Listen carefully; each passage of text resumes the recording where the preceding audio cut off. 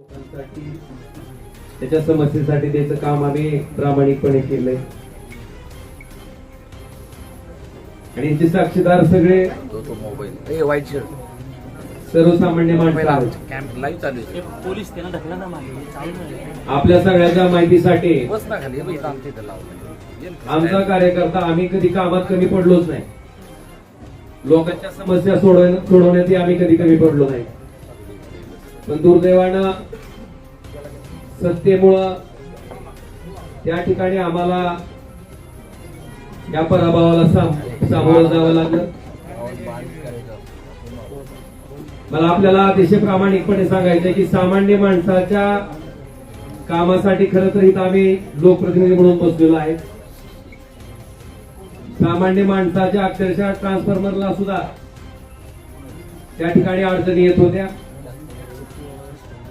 आज सगळ्यांच्या माध्यमातून त्या ठिकाणी निर्णय घेतलाय की शिवसेना पक्षात त्या ठिकाणी आम्ही जाणार आहेत. अरे काय राव हे? कुठनं आलंय? श्री एकनाथ शिंदे साहेबांच्या नेतृत्वाखाली आम्ही त्या ठिकाणी काम करणार आहेत. त्याच्या पाठीमागची पार्श्वभूमी अशी आहे की आपण बघितलं असेल ज्या कारणामुळे त्या ठिकाणी मी माझं सार्वजनिक जीवन सुरू केलं. या वाईट वृत्तीची लोक कुठल्याही परिस्थितीत त्या ठिकाणी राजकारणाच्या पटलावर राहिली नाही पाहिजे. ही भूमिका आजपर्यंत मी त्या ठिकाणी चोखपणे निभावत आलो. कायदेशीर बाबीवर सुद्धा आम्ही त्याच पद्धतीनं पूर्ण आमच्या कुटुंबानं अरे काय कुठनं आलंय हा? महाराष्ट्र पोलीस जे तपास करत होते, कळंबोली पोलीस स्टेशन जे तपास करत होते ते दबावाखाली करतंय आणि इथून आम्हाला न्याय मिळू शकत नाही. म्हणून हा तपास सीबीआय कडे वर्ग करावा अशी मागणी, अशी याचिका हायकोर्टात केल्याच्या नंतर या हत्याकांडाचा तपास त्या ठिकाणी सीबीआय कडे वर्ग झाला. 20 वर्ष अविरतपणे न्यायालयीन प्रक्रिया चालली. फार मोठ्या अपेक्षा आमच्या कुटुंबाला त्या निकालात नव्हत्या. मेरिटवर निकाल येईल अशी अपेक्षा होती. पण दुर्दैवानं जो काही निकाल आला ज्याच्यामध्ये सन्माननीय न्यायालय म्हणतंय की राजकीय वैमनस्य होतं तेही मान्य करतंय. कुठल्याही हत्याकांडामध्ये उद्देश मोटिव्ह फार महत्वाचा असतो तेही न्यायालय मान्य करतंय. पण दुर्दैवानं कळंबोली पोलीस स्टेशनच्या तपासाला त्या ठिकाणी बेस करून मला वाटतं ज्या पद्धतीचा निकाल आला तो अतिशय दुर्दैवी होता. आणि अशा पद्धतीनं या निकालाचं दुःख, कारण ज्या दिवशी राजेसाहेब गेले त्या दिवशीचं जे दुःख होतं तशाच पद्धतीचं दुःख आमच्या पूर्ण कुटुंबाला काल सहन करावं लागलं. मला वाटतं ह्याच्यामध्ये एक माणूस त्या ठिकाणी सक्षमपणे आमच्या पाठीशी उभा होता आणि त्यांनाही ते पटलेलं नव्हतं. काल ज्या पद्धतीने निकाल आला त्याच्या बाबतीत सीएम साहेब, देवेंद्रजी फडणवीस, श्री एकनाथ शिंदे साहेब यांच्याशी माझं बोलणं झालं. त्यांनी अमित शहा साहेबांबरोबरही माझं बोलणं करून दिलं. आम्ही त्यांना इतकीच विनंती केली की साहेब आम्हाला कुणाचा फेवर नको आहे, पण आम्ही जे संघर्ष मागच्या 20 वर्षापासून करतोय फक्त न्याय मागतोय, तो न्याय आम्हाला मिळवून द्यावा ही आम्ही कळकळीची विनंती त्या ठिकाणी केली. आणि आदरणीय एकनाथ शिंदे साहेबांनी स्वतः समोर येऊन स्टेटमेंट दिलं आणि सीबीआय त्या ठिकाणी माननीय हायकोर्टात या प्रकरणाबाबतीत अपील दाखल करणार आहे. अपेक्षा इतकीच आहे त्या केसच्या मेरिटवर त्या ठिकाणी जो न्याय त्या ठिकाणी डावलला गेला तो आम्हाला न्याय मिळावा. आणि म्हणून या सगळ्या बाबीचा विचार केल्याच्या नंतर आपण जर आमची इथली राजकीय परिस्थिती बघितली असेल, बऱ्याच मंडळींना वाटतंय की आता तुमचा एक पक्ष त्यांचा एक पक्ष.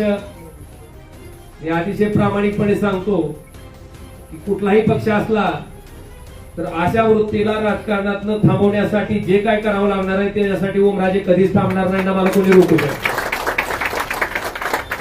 आज ज्या सत्तेची ताकद घेऊन त्या ठिकाणी आमच्यासारख्या सर्वसामान्य कार्यकर्त्यावर जो अन्याय होतोय, आज गावागावात त्या माणसाला त्या ठिकाणी थांबवलं जात आहे.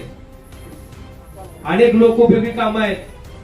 खासदार म्हणून त्या माणसाला वाटतंय की बाबा खासदारांना आमचं ट्रान्सफॉर्मर द्यावा, खासदारांना आमच्यातलं अमुक काम करावं. आज 7 वर्ष होत आले. त्या माणसाच्या अपेक्षा फार मोठ्या आहेत.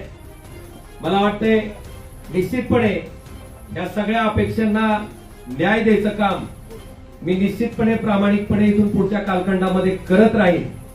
आणि आपल्या सगळ्याच्या माहितीसाठी सामान्य माणूस ओमराजेला ओळखते. 2009 पासून ते आजपर्यंत, 2006 पासून ते आजपर्यंत या सामान्य माणसासाठी मी काय काम करतो हे सामान्य माणसानं बघितलंय. आणि म्हणून कुठल्या पैशाच्या हव्यासापोटी, कुठल्या पदाच्या हव्यासापोटी जाणारा ओमराजे नाही. जी काय सत्ता घ्यायची आहे किंवा जी काय सत्तेचा वापर करायचा आहे, कारण आपण जर माझ्याकडची फळी बघितली तर माझ्याकडे मोठे प्रस्थापित माणसं कोणीच नाही. माझ्याकडे सामान्य माणसं, समाजातले शेवटच्या घटकातली माणसं त्या ठिकाणी आज माझ्याकडे आशा लावून बघतायत. आणि मी आपल्याला शब्द देतो, या सत्तेचा वापर हा त्या सर्वसामान्य माणसाच्या जीवनात आनंद देण्यासाठी मी प्रामाणिकपणे करत राहीन आणि ती ताकदीनं करत राहीन. हे वचन मी आपल्या सगळ्याच्या साक्षीनं आज या ठिकाणी देतो. आणि आम्हाला खात्री आहे की ज्या पद्धतीनं धावून जाऊन काम करायचा त्यांचा स्वभाव आहे, त्या पद्धतीने निश्चितपणे धावून येतील आमच्या प्रत्येक. कारण आमचं काय वैयक्तिक कुठलंच काम नाहीये, माझं कुठलंच काय असंही नाही किंवा काहीतरी वेगळा व्यवसाय माझा चालू आहे आणि त्या व्यवसायाला संरक्षण घेण्यासाठी मला जायचंय ना. माझ्यावर काही ईडीसी द्यायची बी धाड पडली असंही नाही. बांधवांनो, प्रामाणिकपणे काम करणारा, 24 तास मधला 24 तास वेळ देणारा मी एक सामान्य कार्यकर्ता आहे. आणि निश्चितपणे त्यांच्या नेतृत्वाखाली आम्ही अतिशय चांगल्या पद्धतीचं काम आपण जर बघितलं असेल तर कृष्णा मराठवाडा सिंचन प्रकल्प जो की कित्येक वर्षापासून त्या ठिकाणी अपूर्ण आहे. आपल्याकडे बॅरेजेसची कामं आहेत जे की आम्ही त्यावेळेस सुरू केलं होतं, त्याची इस्टिमेट चालू केले होते.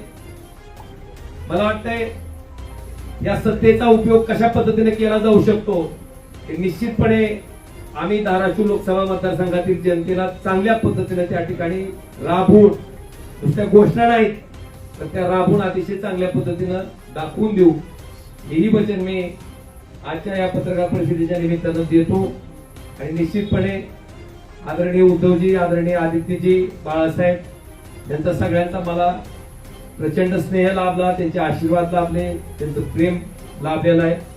मला वाटतंय माझ्या मनात, माझ्या तोंडात कधीही कुणाबद्दलही वाईट शब्द कधी आलेला नाही, येणारही नाही. आणि मी मगाशी आमच्या सगळ्या सैनिकांना सगळ्यांना सांगितलं की एकही शब्द भले कुठल्याही प्रकारची, कशाही प्रकारची कमेंट पुढे न आली तर मला वाटतंय मातोश्रीबद्दल आपल्याकडे एकही शब्द जायला नको, ही मी विनंती सगळ्या आमच्या कार्यकर्त्यांना केलेली आहे. मी त्यांचंही मनापासून आभार व्यक्त करतो.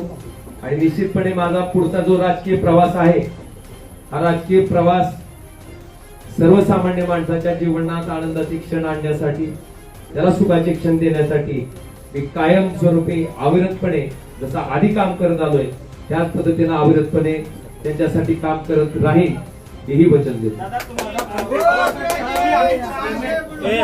चर्चा केली असं सांगितलं एकनाथ शिंदे साहेबांनी बोलणं करून दिलं. उद्धव ठाकरेंची आपली काही चर्चा झाली का, त्यांच्याशी काही बोललात का, किंवा आपण भविष्यात अमित भाई शहांशी आपण चर्चा केली फोनवरून, एकनाथ शिंदे साहेबांनी आपल्याला फोनवरून चर्चा करून दिल्या.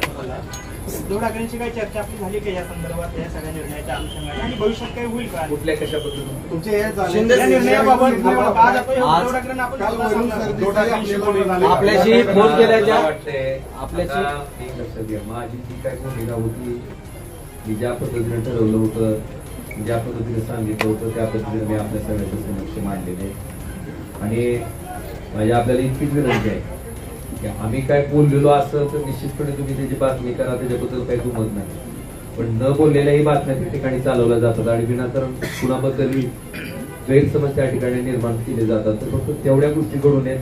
आज मला जे काय बोलायचे मी बोललोय आणि मला एवढं सांगायचं, मी बोलण्यापेक्षा मी जो हा निर्णय घेतलाय ह्या निर्णयाचं समर्थन माझ्या कामातनं माझ्या कष्टातनं त्या ठिकाणी लोकांना दाखवून देईल एवढं मात्र मी तुम्हाला